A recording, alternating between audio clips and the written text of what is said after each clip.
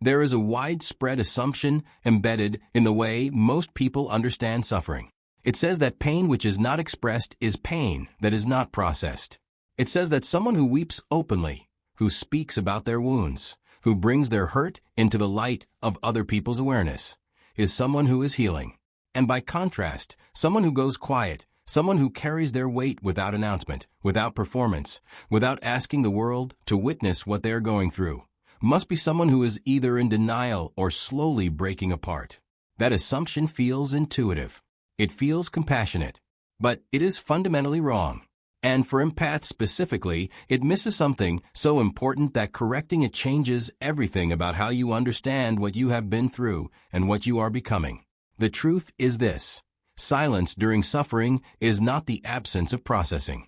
For an empath, it is often the deepest form of processing available. It is what happens when a person is so internally attuned, so aware of their own emotional landscape, that they move through pain not by broadcasting it outward, but by metabolizing it inward. And that distinction between broadcasting pain and metabolizing it is where the real story begins. Because what those two paths produce in a person over time are not the same outcome. They are not even close to the same outcome. One produces relief. The other produces transformation. And transformation, by its nature, is not loud. Most people are conditioned from an early age to believe that expression equals healing. Speak it out. Share it. Let others hold it with you. And there is real value in that in certain contexts with certain people. But empaths exist at a different register of emotional experience. They do not simply feel their own pain. They feel the layers beneath it. They feel what it connects to, what it reveals, what it is asking of them. They feel the shape of it, the origin of it, the pattern it belongs to. And that level of depth cannot always be handed to another person. It cannot always survive the noise of being spoken aloud before it has been fully understood. So the empath goes quiet, not because they are suppressing, because they are listening. This is the piece the world consistently misreads. The quiet empath, the one who does not explain what they are going through, who does not seek sympathy, who continues moving through their days while carrying something enormous. That person is not falling apart in silence. They are doing something that requires more internal strength than most people ever develop. They are holding their own pain still enough to actually examine it. They are refusing to scatter it before it has taught them what it came to teach. They are in a process, a real one, an invisible one. And the invisibility is not incidental. It is essential. Because here is what most people do not understand about empaths and suffering. When you are someone who feels at the depth empaths feel, public grief is rarely safe. Not because others are cruel, though sometimes they are, but because empaths are acutely aware of how their emotional openness affects the people around them. They sense what their pain stirs in others. They pick up on discomfort, on the subtle withdrawal, on the unspoken wish that the suffering would resolve itself more quickly so that everyone could return to easier footing. And so the empath learns, often early, often painfully, that expressing the full weight of what they carry is not always met with the depth of presence it requires. And rather than diminish themselves by receiving shallow responses to deep wounds, they choose a different path. They turn inward, and in doing so, they begin building something the world cannot see. That something does not have a simple name. It is not resilience in the ordinary sense, the kind that simply means surviving. It is something more precise. It is the architecture of a person who has been forced, through the absence of external support, to become their own source of understanding. It is what happens when the inner world is the only place the processing can happen. And so the inner world is developed beyond what most people ever access. The empath who suffered in silence did not just survive their pain. They built an interior structure capable of holding it. And structures built under that kind of pressure do not collapse easily. They do not crumble at the first sign of new difficulty. They have already been tested in ways that left no visible scars, but produced something invisible and permanent. And that is where the word unstoppable begins to make sense. Not as a metaphor, as a description of what is actually happening inside a person who has undergone that process. what the world sees later. The empath who seems unshakable, who moves through difficulty with a quiet certainty that others find almost unsettling, is not a performance of strength. It is the natural result of a very specific kind of internal development, one that began in the silence, one that was forged precisely because the suffering had no audience. Because when pain has no audience, you cannot rely on external responses to tell you when you have processed it enough.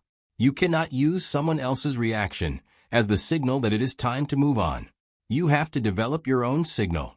You have to build your own inner authority. And that is what the silent suffering of an empath produces over time. A person who is no longer dependent on the outside world to confirm when they are okay. A person who knows from the inside what they are made of, because they have sat alone with the worst of it and found that they did not break. And that knowledge, quiet, unannounced, earned in complete solitude, is the beginning of something the world will later struggle to contain. The first thing that silent suffering does, and this is something most psychological frameworks miss entirely, is force a specific kind of confrontation. Not a confrontation with other people. Not a confrontation with circumstances. A confrontation with the self. And that confrontation, when it happens without an audience, without the cushion of other people's sympathy, without the temporary relief of being understood by someone else, strips away every comfortable explanation a person has been using to avoid seeing clearly. Because when you are in pain and there is no one to hand it to, you are left alone with its full weight. And the full weight of pain, when you stop running from it, when you stop performing it for others and simply sit inside it, begins to reveal things. Things you were not looking for. Things you would not have found any other way. This is where the empath's silent suffering begins to diverge from ordinary endurance. Ordinary endurance is about getting through. It is about surviving the duration, reaching the other side, and returning to normal as quickly as possible. But what happens to an empath in silence is not endurance in that sense. It is excavation. Every layer of pain they sit with uncovers something beneath it. The grief about a relationship reveals the pattern that made that relationship possible. The hurt from a betrayal reveals the part of them that ignored early signals because connection felt more important than clarity. The exhaustion from years of giving more than they received reveals the belief underneath, the one that said their worth depended on how much they could offer. And once those things are seen, they cannot be unseen. That is the critical distinction. Discharged pain brings relief.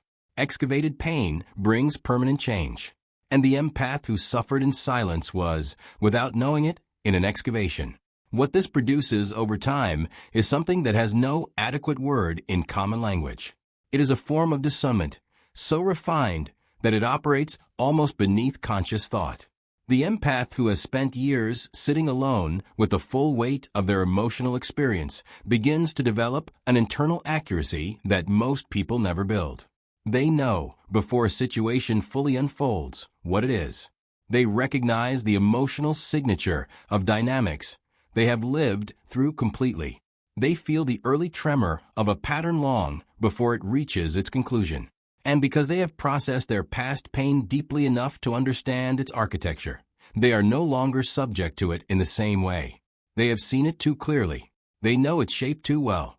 And knowledge of that depth does not leave room for the same mistakes twice. This is not cynicism. It is not hardness. It is earned clarity. And earned clarity, once developed, becomes one of the most powerful instruments a person can carry. Most people mistake this quality in the transformed empath for coldness. They encounter someone who was once open, once easily moved, once quick to extend trust, and they find instead a person who pauses before they give, who observes before they commit, who does not rush toward connection the way they once did. And the assumption is that something was lost, that the pain took something from them, that they are now guarded in a way that diminishes them. But that assumption is wrong. What looks like guardedness from the outside is precision from the inside. The empath has not closed. They have calibrated. There is an enormous difference between those two things. A closed person cannot feel. A calibrated person chooses where their feeling goes. And choosing where your feeling goes, after years of having it pulled in every direction by everyone around you, is not a loss of depth. It is the first real exercise of it. This calibration also changes the empath's relationship to their own energy in ways that are profound and rarely discussed. Before the silence, before the suffering that was never handed to anyone else, many empaths operate in a kind of perpetual deficit. They give generously, absorb constantly, and recover slowly. Their energy moves outward by default. It flows toward whoever needs it, whenever they need it, without a gate, without a filter, without a conscious decision being made. And this feels, for a long time, like it is simply who they are, like it is an expression of their nature rather than a pattern they never chose. But the silent suffering changes this. Because when you have carried pain alone for long enough, when you have had to generate your own recovery without drawing on anyone else's resources, you begin to understand your energy differently. You begin to feel its value, not in an abstract way, in a direct, lived, cellular way. You know what it costs because you have had to produce it entirely from within. And what you understand as costly, you stop giving carelessly.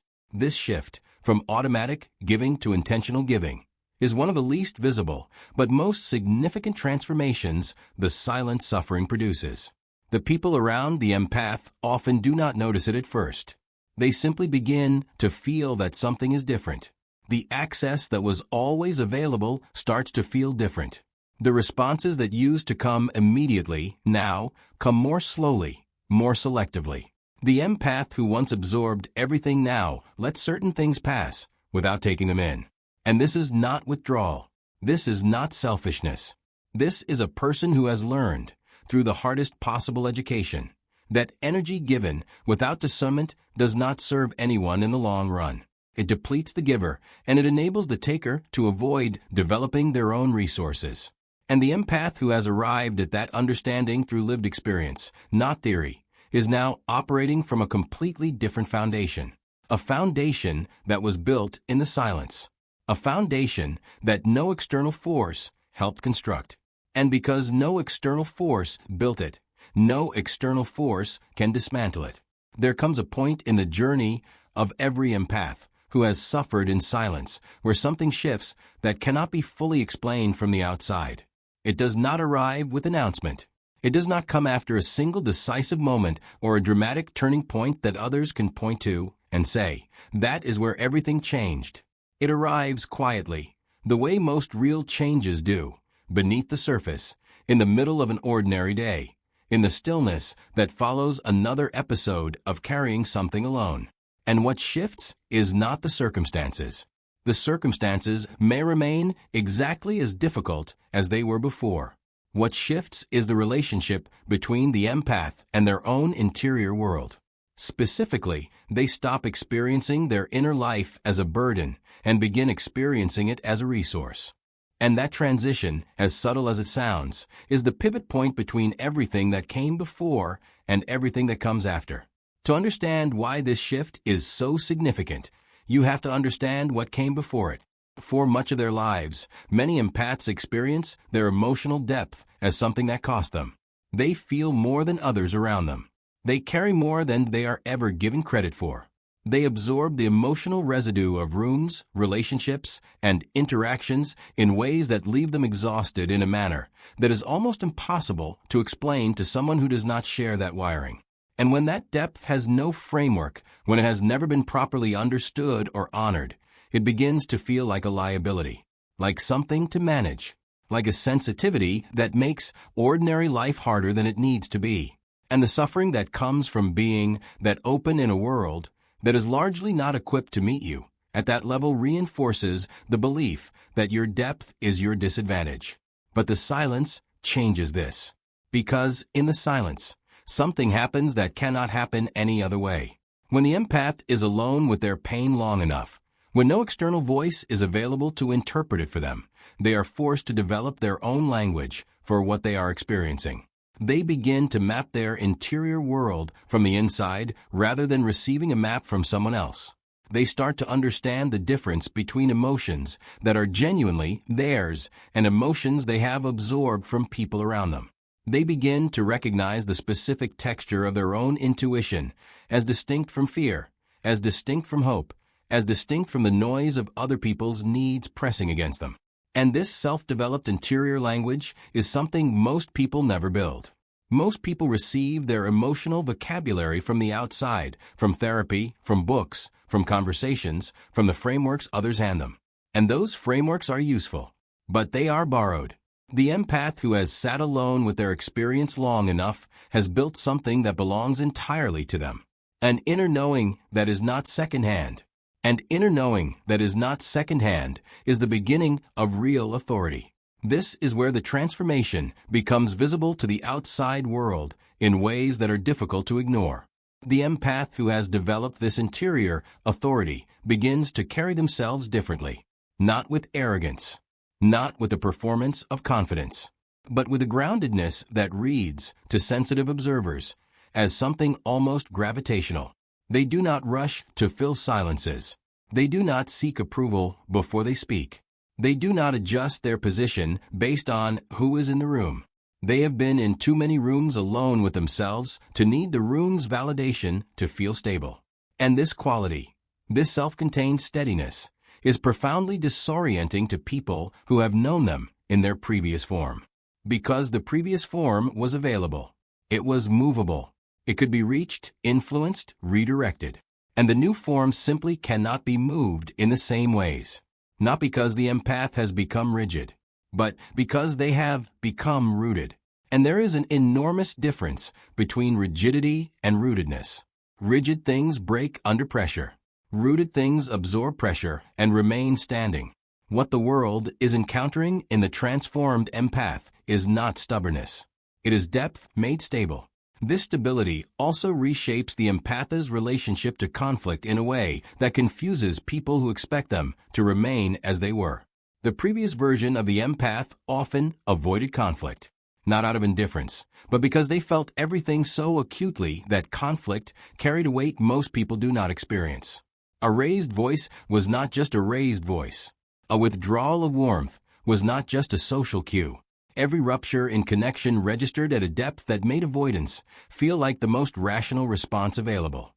But the empath who has moved through silent suffering and arrived at this interior authority no longer relates to conflict the same way. They have already survived something that felt unsurvivable in silence, without support, without resolution offered from the outside. They have sat with rupture in its most complete form and discovered that it did not destroy them. And that discovery rewires something fundamental. Conflict is no longer the threat it once was. Discomfort is no longer the emergency it once felt like. They can hold tension without collapsing into it. They can remain present in difficult conversations without losing themselves inside them.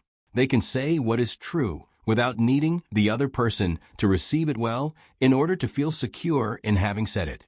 And that capacity, the ability to speak truth without requiring a particular response to it, is one of the rarest and most powerful things a person can develop.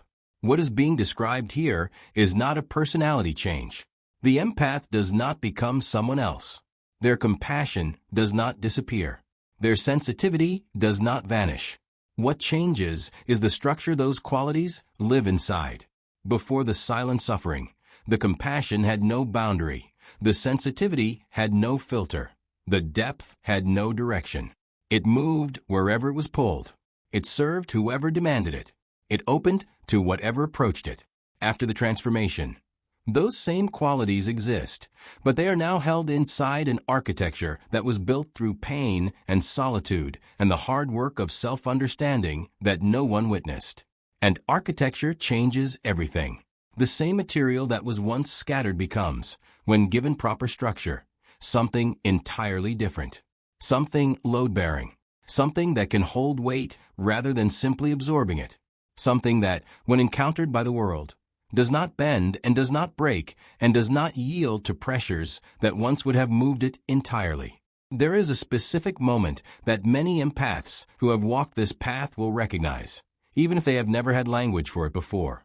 It is the moment when someone who once had power over them, someone whose approval they needed, whose opinion shaped how they saw themselves, whose presence made them smaller without either person fully understanding why, tries to reach them in the old ways and finds that nothing lands the way it used to. The dismissal that once caused a spiral now produces nothing but clarity. The withdrawal that once triggered desperate attempts at reconnection now produces nothing but stillness. The criticism that once burrowed deep and lived there for weeks now passes through without finding a place to attach. And the empath stands in that moment and feels something they may never have felt before in relation to that person or that dynamic. They feel free, not the temporary freedom of distance or distraction, the permanent freedom of someone who has simply outgrown the architecture of a particular kind of pain. And that freedom, once felt, becomes the most precise evidence available that the transformation is real. This is what unstoppable actually means. It is not a grand declaration. It is not a sudden display of force or dominance or visible power. It is something far quieter and far more complete. It is the state of a person who can no longer be reliably reached by the mechanisms that once controlled them. Guilt no longer works the way it did. Emotional manipulation finds no purchase. The threat of withdrawal, of disapproval, of being seen as difficult or cold or too much, none of it lands with the old weight. And the reason it no longer works is not that the empath has become numb or indifferent. It is that they have become internally complete in a way that removes the leverage those mechanisms depended on. You cannot manipulate someone's need for validation if they have stopped needing it from you. You cannot weaponize someone's fear of abandonment if they have already survived the deepest form of being alone and discovered that they remained whole inside it. The empath who suffered in silence has already passed through the thing that was supposed to break them. And what passes through its breaking point and survives does not fear that point anymore. This is also where the people around the transformed empath begin to reveal themselves with a clarity that can be uncomfortable for everyone involved.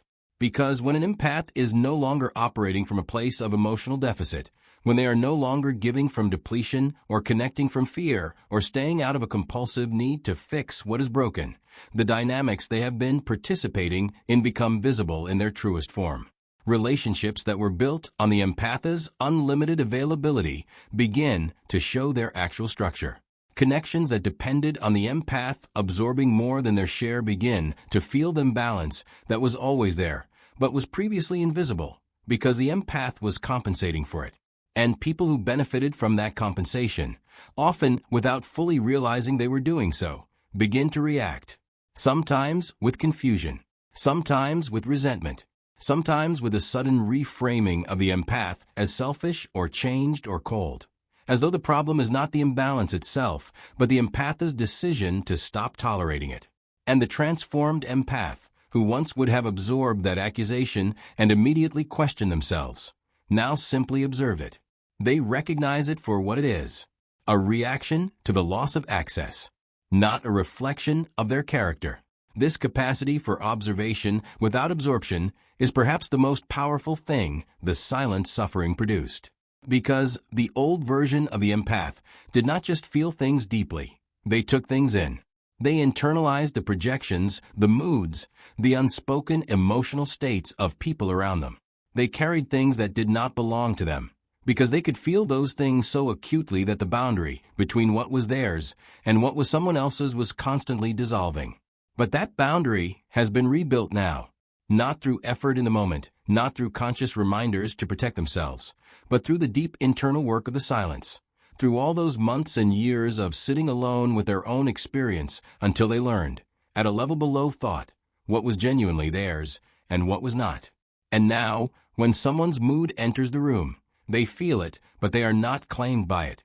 When someone's pain is present, they are aware of it, but they do not automatically reach for it, as though it were their responsibility. They have developed what can only be described as interior sovereignty, the ability to be fully present with someone else's reality without losing contact with their own. This interior sovereignty expresses itself outwardly in ways that are often described by people who know the transformed empath as a kind of presence. Not charisma in the performed sense, not the magnetic quality of someone trying to attract attention. Something different.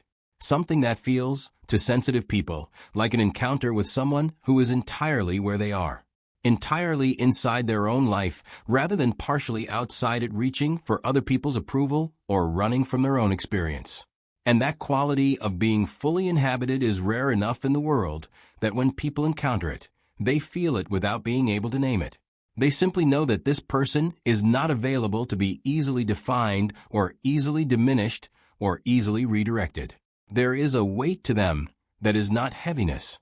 There is a stillness in them that is not passivity. There is a quality of quiet certainty that has nothing to do with arrogance and everything to do with a person who has already answered the most important questions about themselves, not in theory, not by being told, but by surviving what required those answers and finding them in the only place they were ever truly available, inside, alone, in the silence that the world mistook for defeat. There is something the world never quite knows how to account for. It sees the empath who has come through the silence, and it tries to explain what it is witnessing. It reaches for familiar narratives. It says this person went through something hard and came out stronger. It says they learned from their experience. It says they grew. And all of that is true in a surface sense. But none of it is precise enough to capture what actually happened. Because what happened was not simply growth in the ordinary meaning of that word. Growth implies addition. It implies that something was built on top of what was already there, that experience added layers, that the person became more by accumulating more. But what the silence produced in the empath was not primarily accumulation. It was refinement. And refinement is a different process entirely. It does not add. It clarifies. It removes what was never truly the person's own. It burns away the performances, the compensations, the identities that were constructed to survive environments that were never aligned with who they actually were. And what remains after that burning is not more. It is truer. And something that is truer is not the same as something that is more. It is something far harder to move, far harder to diminish, and far harder to stop. This is the part of the transformation that the empath themselves often struggles to articulate, even to people they trust completely. Because from the inside, it does not feel like becoming powerful in any conventional sense. It does not feel like arriving at a destination that can be pointed to on a map. It feels more like a settling, like something that was always slightly misaligned, finally finding the position it was always meant to occupy. Like a frequency that was perpetually interrupted, finally transmitting without interference. The noise that used to fill so much of their interior space, the second-guessing, the over-explaining, the constant monitoring of how they were being received, the exhausting vigilance of someone who has learned that the world does not always handle them with care. That noise has largely gone quiet. Not because they stopped caring, but because they stopped needing certain things that once generated all that noise. They stopped needing to be understood by people who were never going to understand them. They stopped needing to justify their depth to people who experienced it as inconvenience. They stopped needing the validation of those whose approval required them to be less than what they had become. And in the absence of those needs, something extraordinary happened. They found out what they actually were when nothing external was shaping the answer. What they found is this. They found a person of unusual perceptual clarity.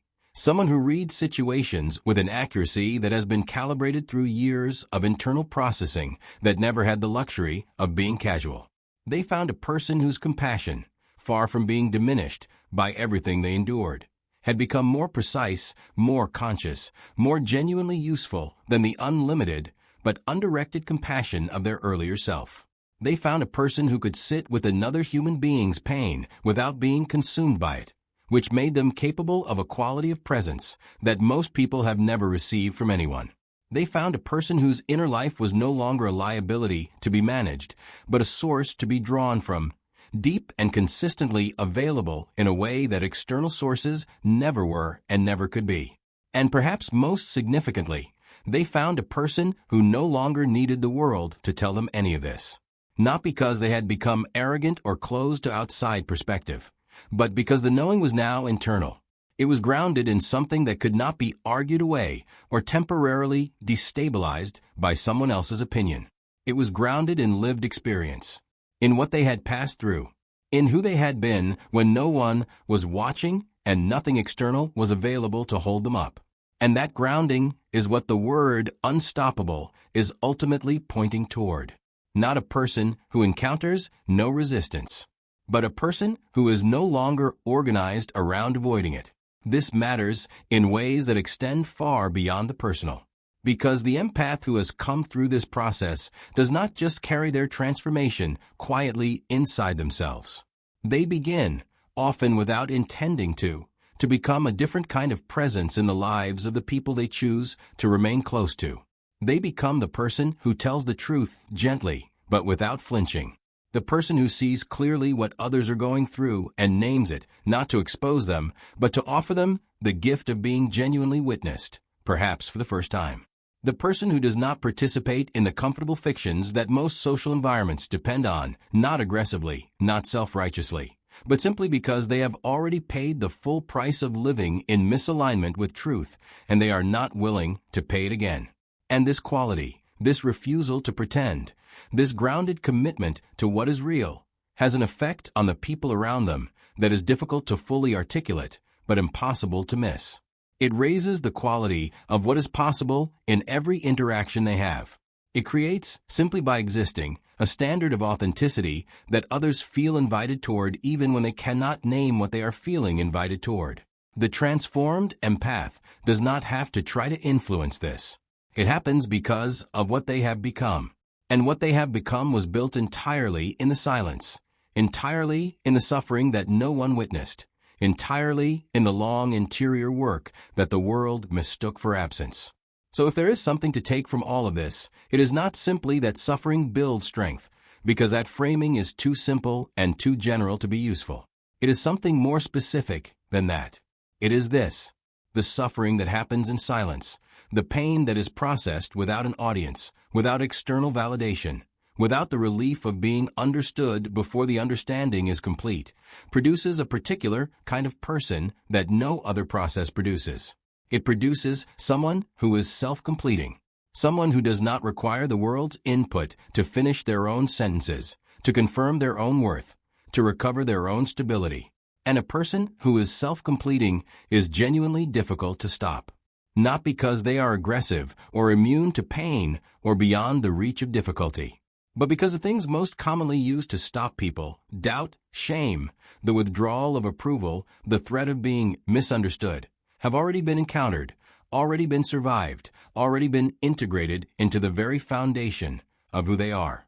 Those things were the material the transformation was built from.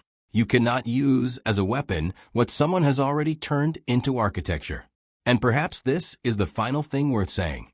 The world will look at the empath who emerged from the silence, and it will see the result. It will see the steadiness, the clarity, the quiet authority, the compassion that is no longer scattered, but precisely given. And it will want to know the secret. It will want to find a shorter path to the same destination. But there is no shorter path. The silence was not an obstacle on the way to the transformation. The silence was the transformation. Every moment of carrying what no one else could see, every night of processing what no one else knew was happening, every day of continuing forward without the reassurance that it would ever be recognized or rewarded. All of it was the work. All of it was the building. And what was built in that silence, quietly, invisibly, without applause, without witness, without any guarantee that it would ever matter to anyone outside of the person doing the building. That is what the world is now finding it cannot stop. Not because it became harder, because it became real. And what is real does not require the world's permission to remain standing. It simply stands. It has always stood. The silence was never the absence of strength. It was where the strength was made.